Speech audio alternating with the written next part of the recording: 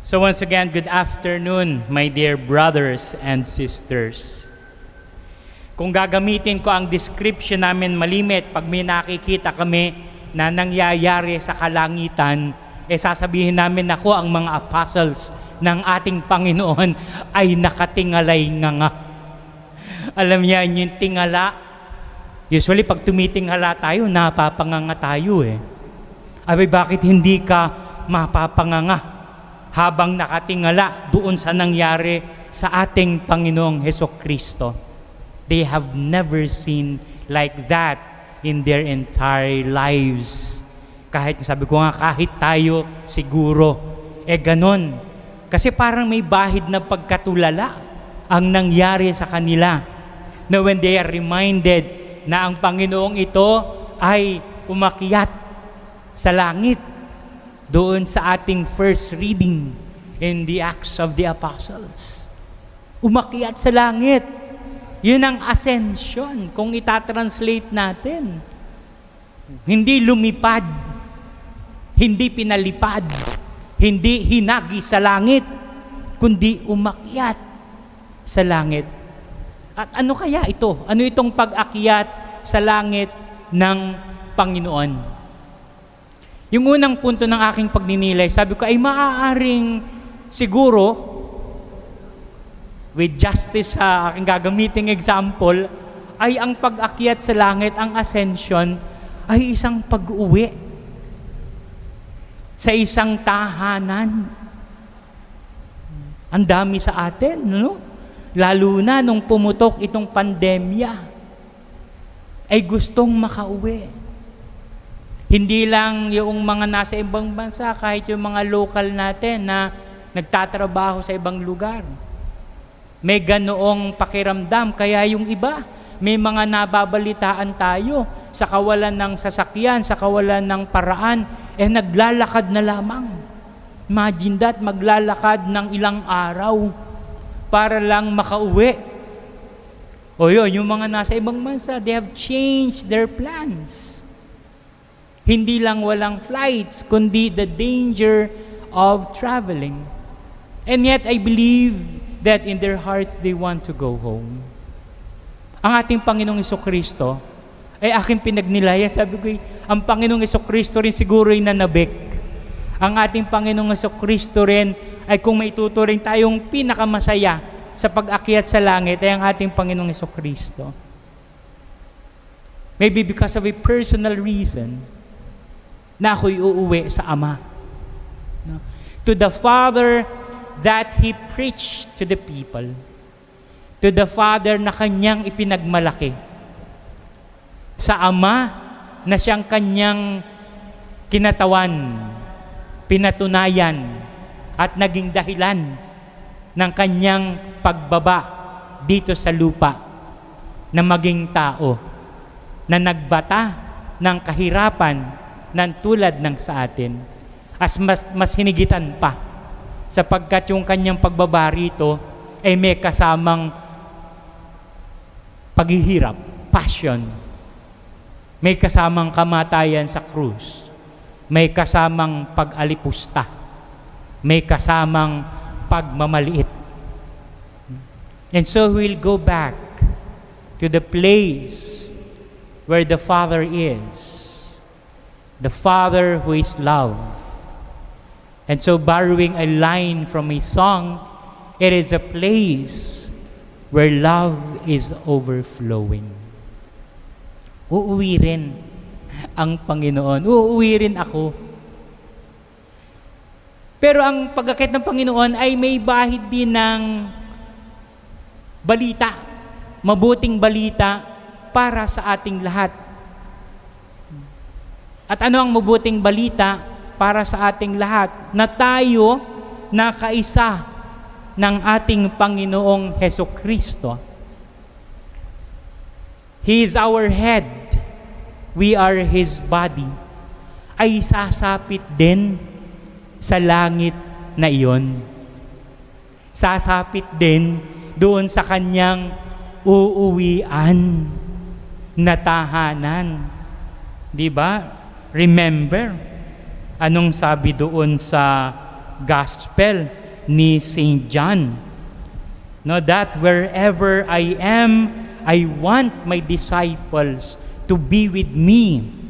And that is in John 14:3.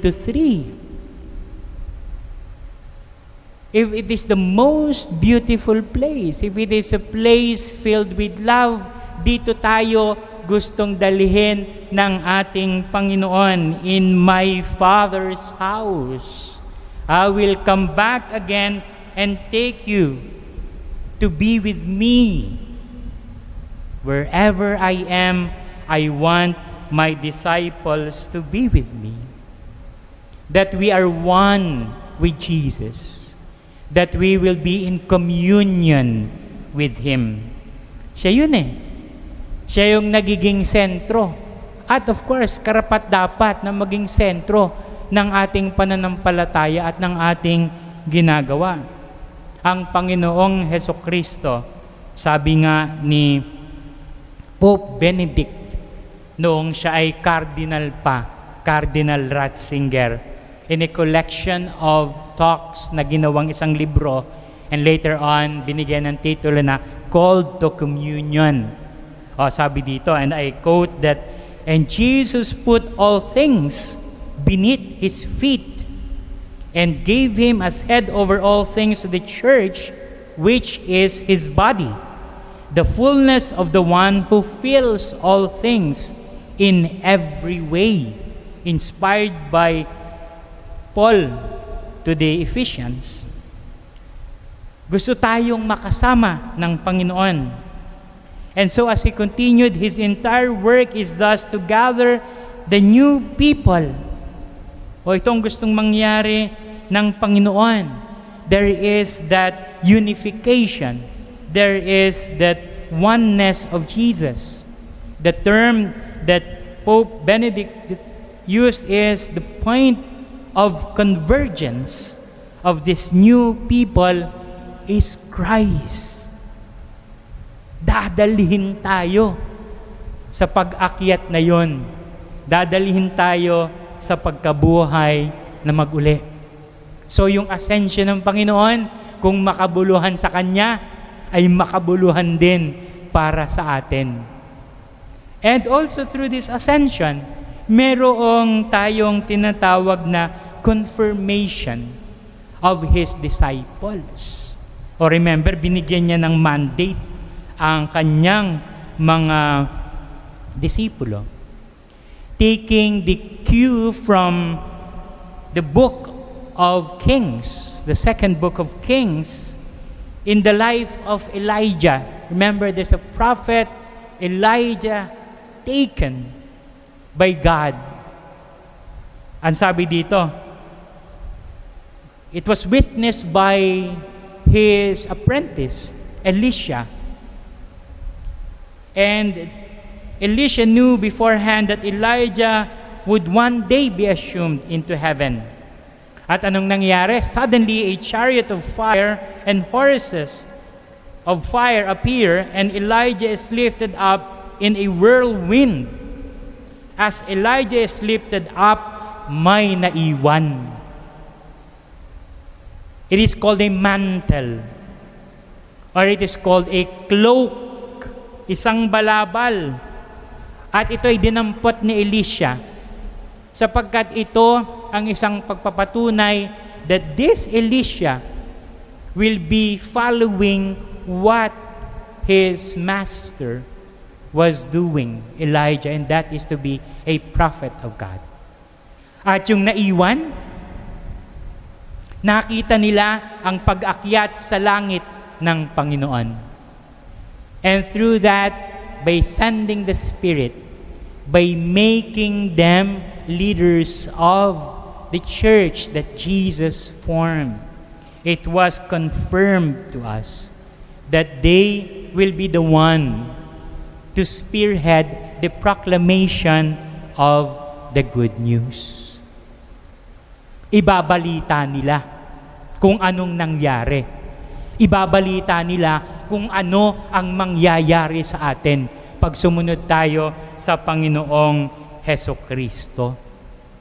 O anong sabi sa gospel? Hindi na sila naging ordinaryong mga tagasunod lamang. They will use my name to expel demons. They will speak entirely new language. They will be able to handle serpents. They will be able to drink deadly poison without harm. And the sick upon whom they lay their hands will recover. They became what? Channels of the power of Jesus. Daluyan ng kapangyarihan ng Diyos. Kaya nga sabi ng Panginoon, they will use my name, sa ngalan ko, dadaloy. Yung hindi dumadaloy sa kanila noong bago nila sundan ang ating Panginoong Hesukristo. And so by rising to heaven at naandoon sila, they receive that mantle. They receive that cloak. They receive the power coming from Jesus. At siguro kaya na-timing ngayon na World Communications Day is for this mandate. Na tayo, of course, through that mandate sa mga apostles ng ating Panginoon, will also take part not only in the reception of salvation, but also in spreading the good news. Highlighted nga lang ngayon, hindi lamang through our mouth and of course through our actions, but by using the technology.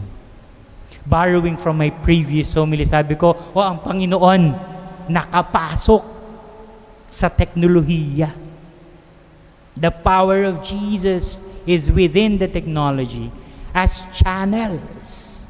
Ganun ang communication. Of course, the original model nung kay Shannon and Weaver, and they're working, of course, in an electronic company, ay message sender receiver. Pero nadagdagan yan. May message, may sender, may channels, may receiver, at sa pagdaloy may mga feedback pang nangyayari.